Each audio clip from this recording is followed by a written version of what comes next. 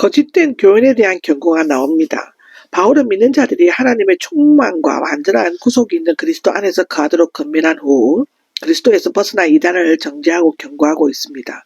크게 네 가지 내용으로 구분되어 있는데, 그리스도의 신성을 부인하는 영지주의, 그리스도의 실제를 외면하는 율법주의, 그리스도의 머리 되심을 인정하지 않는 율법적 신비주의, 그리스도께서 폐기하신 것을 주장하는 금욕주의입니다.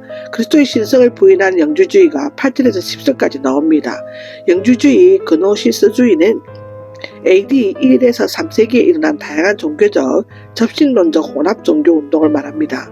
영주주의자들이 특별한 지식적, 영적 지각을 소유함으로써 구원받게 된다고 주장하는데, 영주주의는 신의 세계와 물질 세계를 말하는 영육이원론서의 영역 청순성과 신비성을 강조하는 반면 육체적인 면을 타락으로 인정하고 물질세계의 해방과 금욕을 강조하고 있습니다. 아무도 철학과 헛된 속임수로 사로잡지 못하도록 조심하십시오인데, 이 아무도는 이름을 밝히고 있지는 않지만 교리세 교인들 안에 있는 적대자들을 말하는 것이고, 철학, 즉 사랑하는 것과 지혜의 합성으로 지혜를 추구하고 힘쓰는 사람의 뜻과 헛된 속임수는 진리의 말씀인 복음과 대조되는 개념으로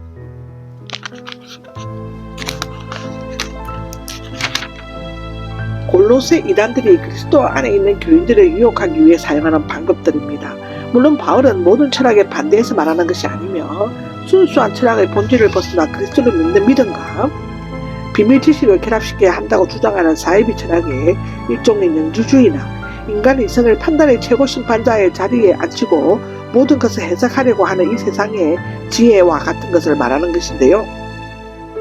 사실상 철학은 지혜를 사랑하는 것이지만 지혜의 모든 것 대신은 그리스도의 지혜를 사랑하지 않거나 지혜를 가지고 하나님의 대적하는 수단으로 삼는다면 그것은 한낱 철학과 헛된 속임수에 지나지 않는다는 것입니다. 바울은 이런 것들이 골로새 교인들을 사로잡지 못하도록 조심할 것을 권면하고 있습니다. 이런 철학과 헛된 속임수는 사람들의 전통과 이 세상의 초보적인 원리, 즉 이단을 부추기는 악한 영들과 마귀 또는 거짓 교훈에서 비롯된 천사 숭배와 같은 것을 의미합니다. 음식이나 특정 날짜 할례 등과 같이 믿기 전에 줬던 유치한 초보적인 종교의식 행위를 말하는데요. 따라서 이것들을 따라서 하는 것입니다. 그리스도를 따라하는 것이 아니라 이것들에 영향을 미치는 건세들이기는 하지만 신적인 거나 공중적인 존재들은 아니고 마침내 모두 그리스도께 복종하게 될 것이라는 것입니다. 왜냐하면이 나오죠.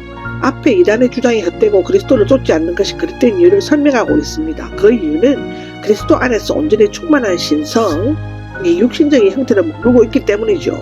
영지주의자들은 하나님의 본질이 많은 영적 존재들 사이에 부산되어 있다고 주장하지만 바울은 그리스도 안에 하나님의 본질이 한 몸을 이루고 통합된 전체 육신적으로 충만히 머물러 있다는 것입니다.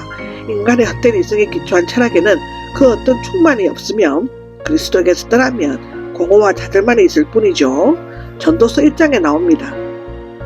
특히 신성을 의미하는 것은 신약 성경에 이것만 나와 있고 하나님의 본질과 속성, 성격 등을 의미합니다. 신성 곧 하나님의 본성과 속성, 성격 등은 예수 그리스도 안에서 충체적인 완벽하게 머물고 있으며 육신의 형태, 즉 완전한 인간의 모습으로 나타나셨습니다.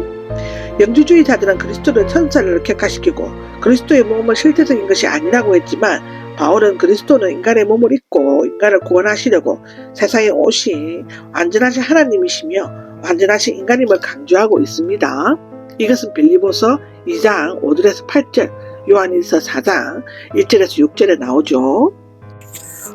충만하게 되었습니다 라고 10절에 말하는데요. 믿는 자들은 그리스도와의 영적인 사귐을 통해 하나가 되어 하나님의 속성인 선과 진리, 의회 등에 참여하게 되며 그리스도 안에서 하나님의 충만함을 받게 됩니다. 그리스도는 당시 골로새 교인의 거짓 교사들이 주장한 천사들의 계급의 모든 권력과 권세의 머리가 되신다인데, 그리스도는 천사들을 창조하셨기 때문에 그들뿐만 아니라 온 우주의 통치자가 와 지배자가 되시는 것입니다. 그리스도의 실제에 외면하는 율법주의인데요. 여기에서는 당시 골로새 교인에 혼합되어 있던 사상들 중 하나의 유대 율법주의적 율법주의자들의 경쟁을 하고 있습니다. 그들은 교인들에게 구원의 조건으로 할례를 요구함으로써 교회 안에 적지 않은 혼란을 야기시키고 있었는데요. 이에 대해 바울은 몇 가지로 건면하고 있습니다. 여러분은 육신의 몸을 벗어버리는 그리스도의 할례를 받았습니다인데요.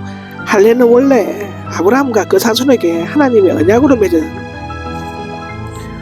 선민의 표로 육체의 일부를 베도록 한 것인데요. 그러나 바울은 여기에서 손으로 행한 할례 대신에 손으로 행하지 않는 할례에 대해서 언급하고 있습니다.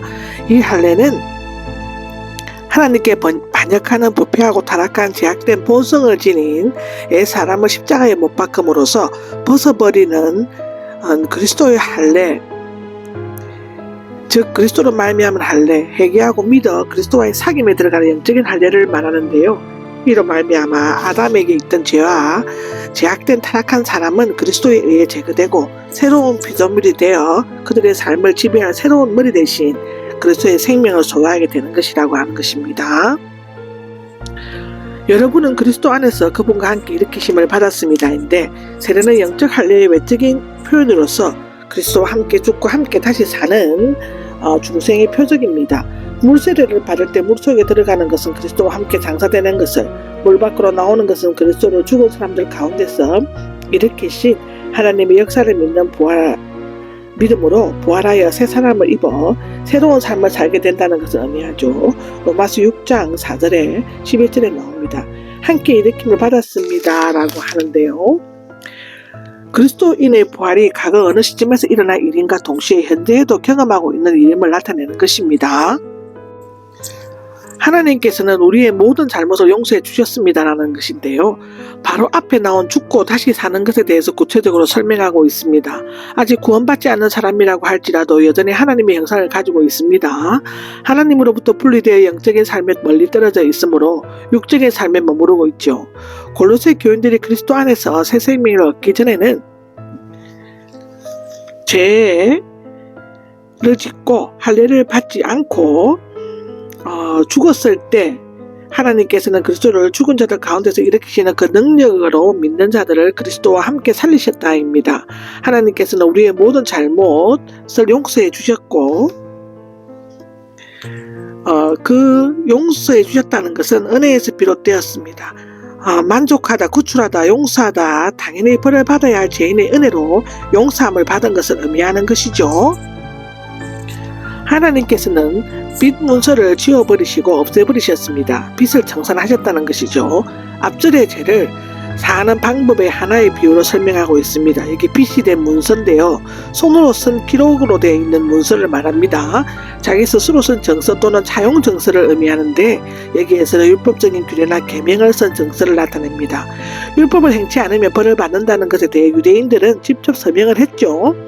이방인들도 양심으로 서명을 했다고 볼 수 있는데 그런데 그 정서에는 하라 또는 하지 말라의 규정들이 있고 그것을 반만했을 때 주어지는 형벌에 대해 엄격하게 적어놓았기 때문에 우리의 제들로 쌓여진 막대한 빚에 대해서 우리를 거스르고 불리하게 고발하고 형벌을 선고한다는 것입니다. 로마서 3장 20절에 나오죠.